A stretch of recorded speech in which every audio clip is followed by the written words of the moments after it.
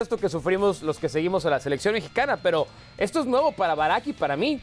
Nosotros siempre habíamos visto a México por lo menos clasificar a los octavos de final de la Copa del Mundo y yo todavía no sé cómo reaccionar, Alex. O sea, estoy en shock de no tener a la selección mexicana en los octavos de final. Pues os digo una cosa, quizás mejor, a veces es mejor tener un shock y despertar de ese shock y que ese shock te haga cambiar las dinámicas que te han llevado a ese desastre, que no seguir, pues pasamos de panzazo a octavos de final, otro mundial más estando entre los 16 mejores y venga, te das ahí palmaditas en el hombro y ya está. A veces es mejor eso, y yo creo que eso, ahora vamos a hablar del Tata Martino y nos vamos a focalizar en sus errores, pero yo creo que hay que abrir también un poquito más la lupa y detrás del Tata ¿qué viene? ¿Qué generación de futbolistas produce el fútbol mexicano? ¿Qué cambios ha habido en el sistema de competición del fútbol mexicano que hacen que la liga sea menos competitiva y que los jugadores lleguen menos activos y con menos roce competitivo también? Bueno, pues todo eso. Mira, aquí tenemos el historial, ¿no? Desde 1994, con aquella derrota ante Bulgaria en penales. Es verdad, Mauricio, estáis ante una nueva realidad. Pues toca eso, toca analizar por qué habéis llegado hasta aquí y por qué habéis roto esta racha que duraba tantísimo. México en el 2006 cayó 2-1 contra Argentina. Se va a enojar Rafa Márquez si no contamos su gol. A ver, Barak, déjame hacerte esta pregunta. De todas las... ¿Qué sabes que te va a preguntar? Está animadísimo, Barak, hoy. ¿Tú todavía tienes esta sensación de decepción y tristeza que tenías, por ejemplo, yo en el 94 cuando pierde México contra Bulgaria me salí a tirar penales para decir, no es tan difícil. Cuando cae México con Alemania, me salí a decirle a Luis Hernández en el contragolpe cómo hacer el segundo gol. Todavía en el 2014 hice una dinámica de cómo no cometer falta a Robben, porque lo sentía en una tristeza profunda que eliminaran a México. ¿Tú?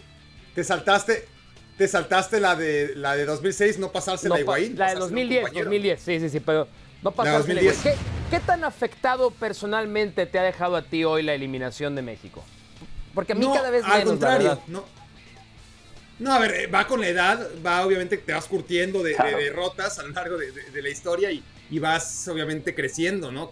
Y amargándote también, eso es natural. Ahora entiendo por qué eres así. Ahora entiendo, sufriste demasiadas decepciones. Independientemente de esto que es... Son muchos mundiales ya de Barak. Esa es ley de vida, ¿no? Evidentemente, además es en perspectiva. Mientras más mundiales ves, mientras más mundiales ves, pues menos te van a afectar. Mientras menos mundiales tienes, pues cada mundial es como único, ¿no? Ahora, aunque es cada 4 años, pues ya es un capítulo más en una historia similar. Se han jugado 3 partidos en lugar de 4.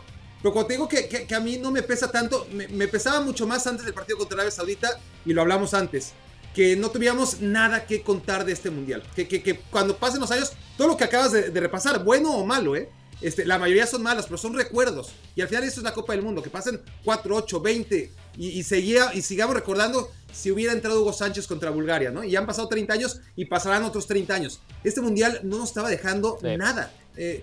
El penal que atajó Memo a Lewandowski, pero nada más. Este partido contra Arabia Saudita, dentro de todo el contexto del que ya hablamos, y está claro que es Arabia Saudita, y a priori de todas formas había que ganarle, sí que nos deja el recuerdo de esos 2 partidos que México estaba haciendo lo suficiente y que iba ganando Argentina por 2 goles y que México por 2 goles y que en eso un polaco salva en la línea el tercer gol de Argentina y que al mismo tiempo la tiene el Chucky, se barre milagrosamente un árabe y evita el gol. Y todas las emociones que vivimos, por lo menos, es decir, ya sé que me estoy conformando con muy poco, pero a la larga, ¿no? Cuando pase el tiempo, por lo menos nos va a dejar algo esta Copa del Mundo. Sí, en tres partidos en lugar de en 4, pero como les digo, al final lo que solemos vivir siempre, religiosamente, cada 4 años en el 4º partido, siempre hay algo que contar, pues ahora lo contamos en el tercero y el resultado es el mismo. No te quedaste fuera. No es realmente ningún consuelo. Se fue Gerardo Martino, dijo que después de que pitó el árbitro, yo creo que Martino tenía sus maletas listas, estaba hasta la madre de ser técnico de la selección. Vamos a señalar sus pecados. El principal error, esa es la declaración de Gerardo Martino, ¿no? Acepta responsabilidad, no había mucho más que decir. Su contrato se acaba cuando pitó el árbitro. Yo digo, bendito sea Dios. El principal error, Alex, del Tata Martino fue ¿cuál? Pues el de siempre, que el Tata Martino es incapaz de reaccionar a lo que está viendo sobre la cancha. El principal error fue que contra Polonia fue demasiado calculador y contra Argentina demasiado cobarde. No fue capaz de leer los escenarios, de leer los partidos, de decir, oye, que estos polacos están desconectando a Lewandowski, vamos a muerte contra ellos. No, y contra Argentina, esa defensa de 5, esa agachar la cabecita porque les tienes miedo y sobre todo no leer que la primera media hora los jugadores argentinos estaban tiritando, eso es, pues eso, la capacidad de lectura de los partidos. Y el Tata fue horrible, como lo fue en Argentina y como lo fue en el Barcelona. El principal error del Tata Martino para Barak Feber fue ¿cuál?